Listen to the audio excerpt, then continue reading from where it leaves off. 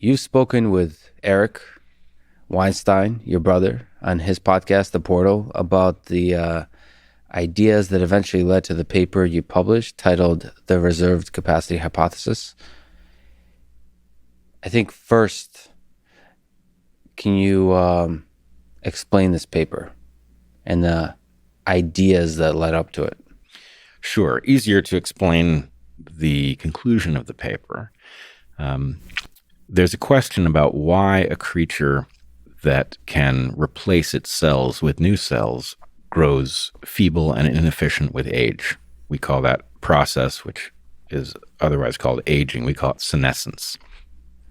And senescence, in this paper, it is hypothesized, is the unavoidable downside of a cancer prevention feature of our bodies, that each cell has a limit on the number of times it can divide. There are a few cells in the body that are exceptional, but most of our cells can only divide a limited number of times. That's called the Hayflick limit. And the Hayflick limit reduces the ability of the organism to replace tissues. It therefore results in a failure over time of maintenance and repair. And that explains why we become decrepit as we grow old.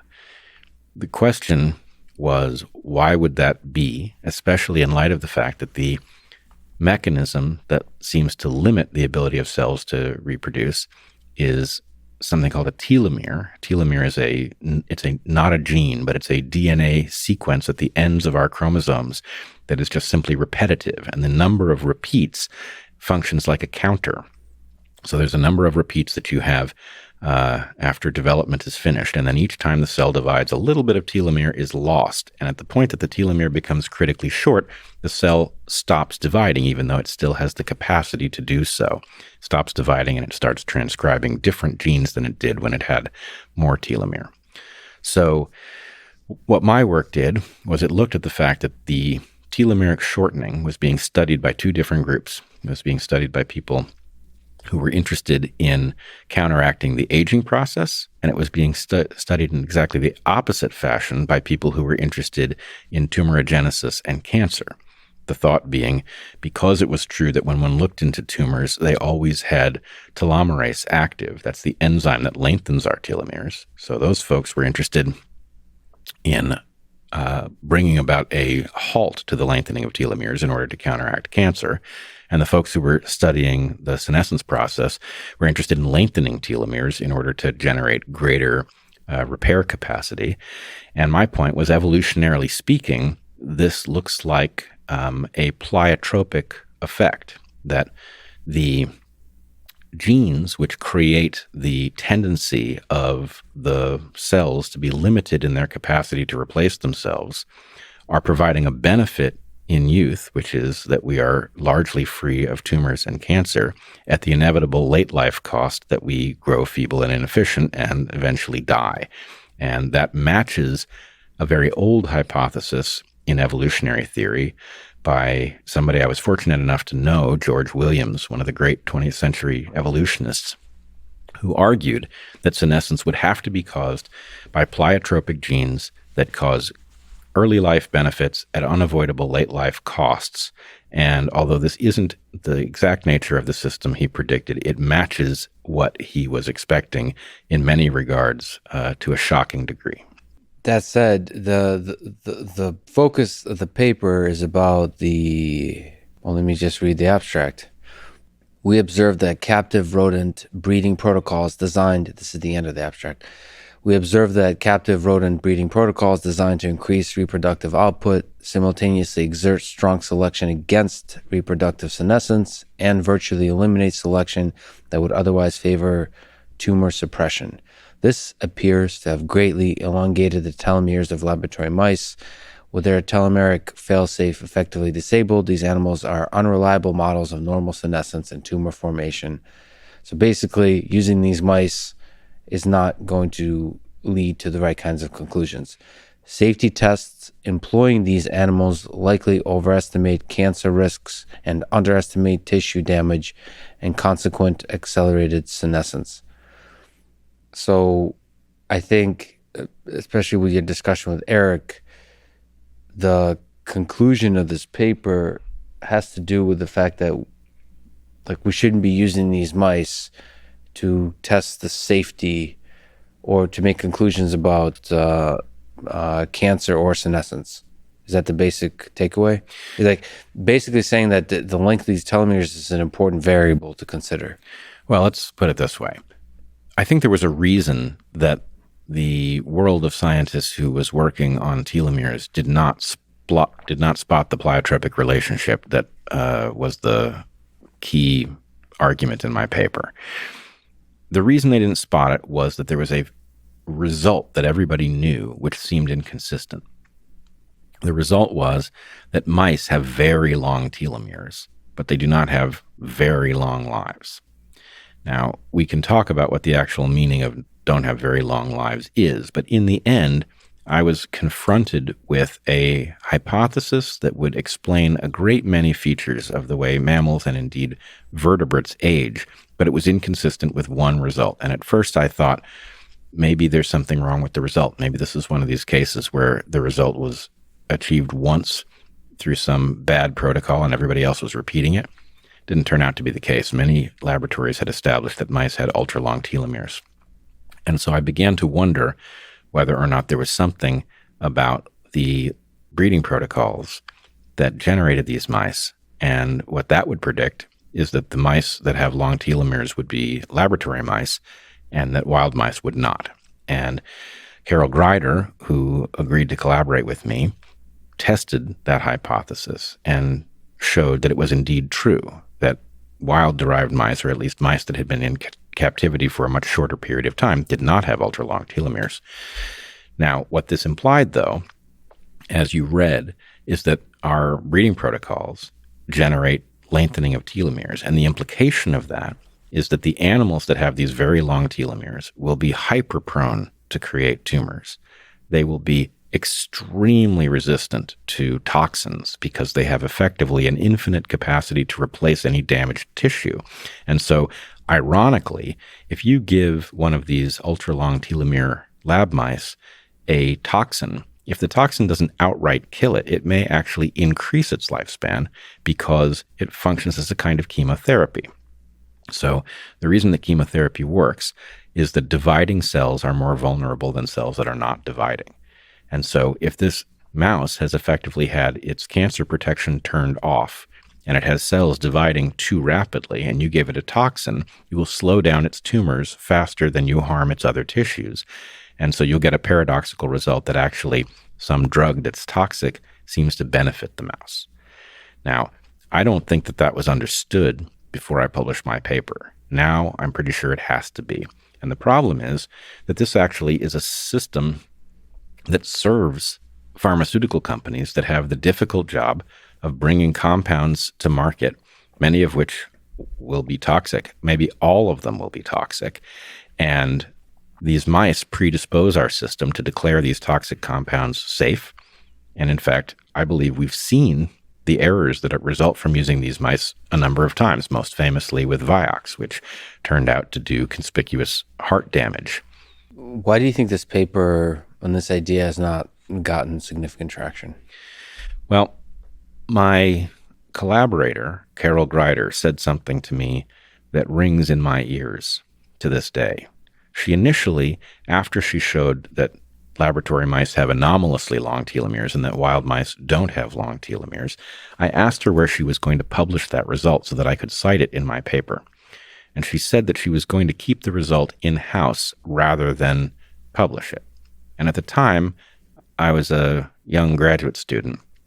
I didn't really understand what she was saying.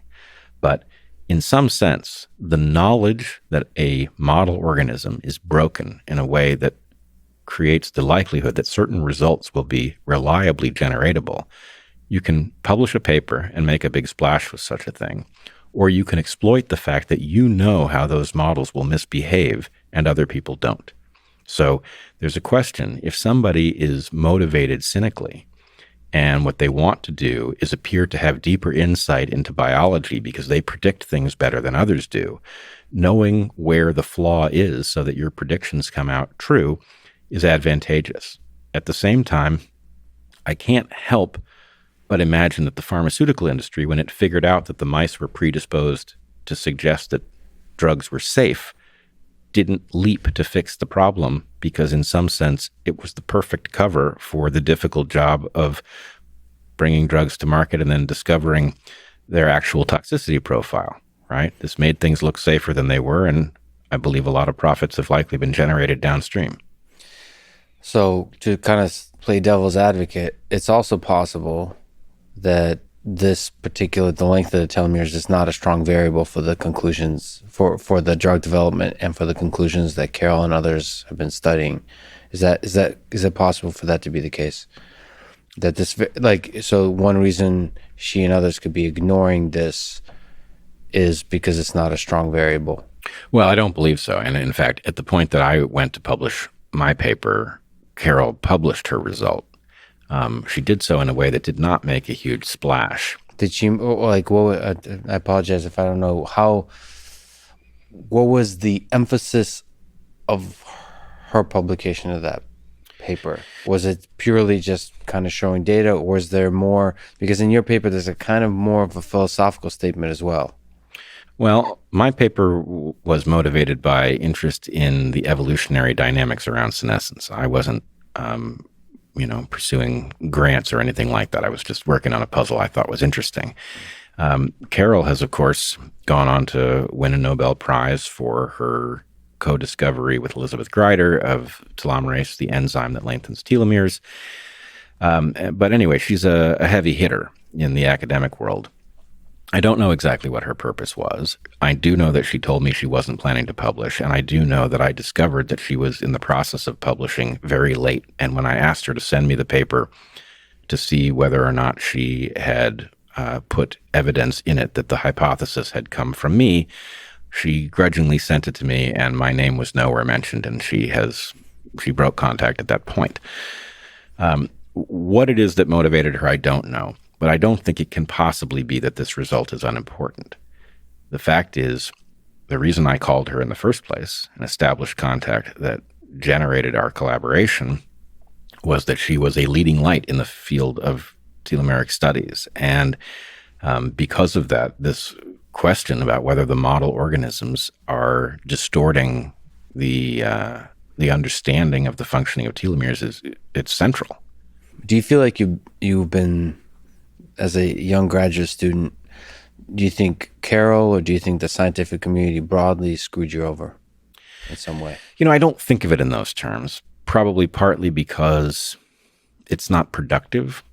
But, I have a complex relationship with this story, right? On the one hand, I'm livid with Carol Greider for what she did, right? She absolutely pretended that I didn't exist in this story, and I don't think I was a threat to her. My interest was as an evolutionary biologist. I had made an evolutionary contribution.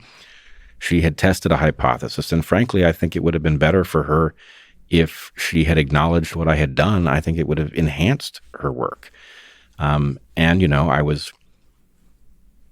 put it this way. When I watched her Nobel lecture, and I should say there's been a lot of confusion about this Nobel stuff. I've never said that I should have gotten a Nobel Prize. People have misportrayed that. In listening to her lecture, I had one of the most bizarre emotional experiences of my life, because she presented the work that resulted from my hypothesis. She presented it as she had in her paper, with no acknowledgement of where it had come from, and she had, in fact, portrayed the distortion of the telomeres as if it were a lucky fact, because it allowed testing hypotheses that would otherwise not be testable. You have to understand, as a young scientist, to watch work that you have done presented in what's surely the most important lecture of her career, right? It's thrilling.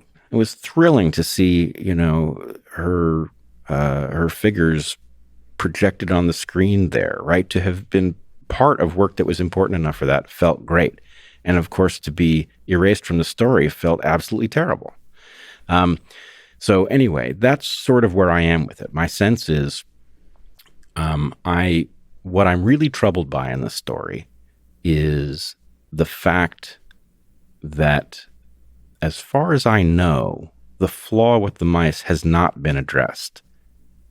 And actually, Eric did some looking into this. He tried to establish, by calling the JAX lab and trying to ascertain what had happened with the colonies, whether any change in protocol had occurred. And he couldn't get anywhere. There was seemingly no awareness that it was even an issue. So I'm very troubled by the fact that, as a father, for example, I'm in no position to protect my family from the hazard that I believe lurks in our medicine cabinets, right? Even though I'm aware of where the hazard comes from, it doesn't tell me anything useful about which of these drugs will turn out to do damage if that is ultimately tested. And that's a very frustrating position to be in. On the other hand, there's a part of me that's even still grateful to Carol for taking my call. She didn't have to take my call and talk to some young graduate student who had some evolutionary idea that wasn't, in her wheelhouse specifically, and yet she did. And, for a while she was a good collaborator. So, well, can I have to proceed carefully here because it's a complicated topic. So she took the call, and you you're kind of saying that she basically erased credit, pretending you didn't exist in a certain sense. Let me phrase it this way. I've as a research scientist at MIT, I've had, and especially just part of a large set of collaborations, I've had a lot of students come to me and talk to me about ideas, perhaps less interesting than what we're discussing here in the space of AI, that I've been thinking about anyway. It's in general, with everything I'm doing with robotics, people will have told me a bunch of ideas that I'm already thinking about. The point is taking that idea. See, this is different because the idea has more power in the space that we're talking about here. And robotics is like your idea means shit until you build it. So the engineering world is a little different, but there's a kind of sense that I probably forgot a lot of brilliant ideas that have been told to me. Do you think she pretended you don't exist? Do you think she was so busy that she kind of forgot, that she has like this stream of brilliant people around her, that there's a bunch of ideas that are swimming in the air, and you just kind of forget people that are a little bit on the periphery, on the idea generation? Or is it some mix of both? It's not a mix of both. I know that because we corresponded. She put a graduate student on this work. He emailed me excitedly when the results came in.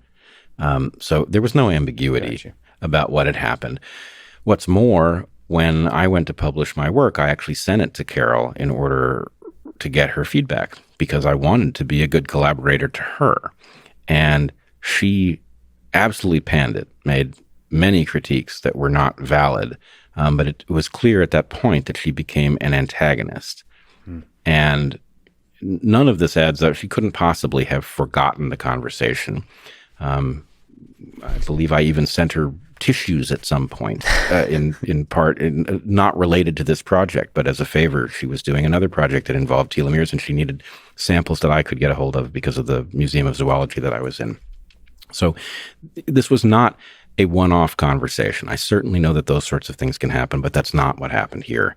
This was a relationship that existed and then was suddenly cut short at the point that she published her paper by surprise without saying where the hypothesis had come from, and began to be a opposing force to my work. There's a bunch of trajectories you could have taken through life. Do you think about the trajectory of being a researcher, of then going to war in the space of ideas, of publishing further papers along this line? I mean, that's often the dynamic of that fascinating space, is you have a junior researcher with brilliant ideas and a senior researcher that starts out as a mentor and then becomes a competitor. I mean, that happens. But then the way to it's almost an opportunity to shine, is to publish a bunch more papers in this place, like to tear it apart, to dig into, like really make it a war of ideas. Did you consider that possible trajectory? I did. I have a couple things to say about it. One, this work was not central for me. I took a year on the telomere project because something fascinating occurred to me and I pursued it. And the more I pursued it, the clearer it was there was something there. But it wasn't the focus of my graduate work. And I didn't want to become a telomere researcher. What I want to do is to be an evolutionary biologist who upgrades the toolkit of evolutionary concepts so that we can see more clearly how organisms function and why. And telomeres was a proof of concept, right? That paper was a proof of concept that the toolkit in question works. As for the need to pursue it further, I think it's kind of absurd. And you're not the first person to say maybe that was the way to go about it. But the basic point is, look, the work was good. It turned out to be highly predictive. Frankly, the model of senescence that I presented is now widely accepted. And I don't feel any misgivings at all about having spent a year on it, said my piece, and moved on to other things, which frankly I think are bigger. I think there's a lot of good to be done, and it would be a waste to get overly narrowly focused. I mean, there's so many ways through this space of science, and the most common way is to just publish a lot. Publish a lot of papers, do these incremental work, and exploring the space kind of like ants looking for food. You're tossing out a bunch of different ideas. Some of them could be brilliant breakthrough ideas in nature. Some of them are more conference kind of publications, all those kinds of things. Did you consider that kind of path in science? Of course, I considered it, but I must say the experience of having my first encounter with the process of peer review be this story, which was frankly a debacle from one end to the other with respect to the process of publishing. It was not a very good sales pitch for trying to make a difference through publication. And I would point out part of what I ran into, and I think frankly part of what explains Carol's behavior, is that in some parts of science, there is this dynamic where PIs parasitize their underlings. And if you're very, very good, you rise to the level where one day, instead of being parasitized, you get to parasitize others. Now, I find that scientifically despicable. And it wasn't the culture of the lab I grew up in at all. My lab, in fact, the PI, Dick Alexander, who's now gone, but who was an incredible mind and a great human being, he didn't want his graduate students working on the same topics he was on, not because it wouldn't have been useful and exciting, but because, in effect, he did not want any confusion about who had done what, because he was a great mentor. And the idea was actually a great mentor is not stealing ideas, and you don't want people thinking that they are. So anyway, my point would be, I wasn't up for being parasitized. I don't like the idea that if you are very good, you get parasitized until it's your turn to parasitize others. That doesn't make sense to me. Crossing over from evolution into cellular biology may have exposed me to that. That may have been par for the course, but it doesn't make it acceptable. And I would also point out that my work falls in the realm of synthesis. My work generally takes evidence accumulated by others and places it together in order to generate hypotheses that explain sets of phenomena that are otherwise intractable. And I am not sure that that is best done with narrow publications that are read by few. And in fact, I would point to the very conspicuous example of Richard Dawkins, who I must say I've learned a tremendous amount from and I greatly admire. Dawkins has almost no publication record in the sense of peer-reviewed papers in journals. What he's done instead is done synthetic work, and he's published it in books, which are not peer-reviewed in the same sense. And frankly, I think there's no doubting his contribution to the field. So my sense is if Richard Dawkins can illustrate that one can make contributions to the field without using journals as the primary mechanism for distributing what you've come to understand, then it's obviously a valid mechanism, and it's a far better one from the point of view of accomplishing what I want to accomplish. Yeah, it's really interesting. There is, of course, several levels you can do the kind of synthesis, and that does require a lot of both broad and deep thinking. Is exceptionally valuable. You could also publish. I mean, I'm working on something with Andrew Huberman now. You can also publish synthesis. Sure. That's like review papers. They're exceptionally valuable for the communities. It brings the community together, it tells a history, tells a story of where the community has been. It paints a picture of where the path lays for the future. I think it's really valuable. And Richard Dawkins is a good example of somebody that does that in book form, that he kind of walks the line really interestingly.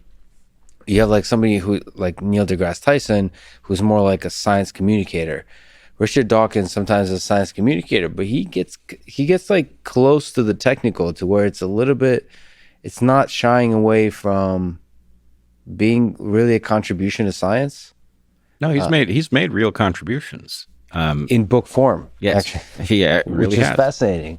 I mean, Roger Penrose. I mean, similar kind of idea. That's interesting. Synthesis does not, especially synthesis work that synthesizes ideas, does not necessarily need to be peer reviewed. It's peer reviewed by peers reading it and reviewing it. That's it. It is reviewed by peers, which is not synonymous with peer review. And that's the thing, is people don't understand that the two things aren't the same, right? Peer review is an anonymous process that happens before publication in a place where there is a power dynamic, right? I mean, the joke, of course, is that peer review is actually peer preview, right? Your biggest competitors get to see your work before it sees the light of day and decide whether or not it gets published. And again, when your formative experience with the publication apparatus is the one I had with the telomere paper, there's no way that seems like the right way to advance important ideas. Yeah. And, what's the harm in publishing them so that your peers have to review them in public, where they actually, if they're going to disagree with you, they actually have to take the risk of saying, I don't think this is right, and here's why, right, with their name on it. I'd much rather that. It's not that I don't want my work reviewed by peers, but I want it done in the open, for the same reason you don't meet with dangerous people in private. You meet at the cafe. I want the work reviewed out in public.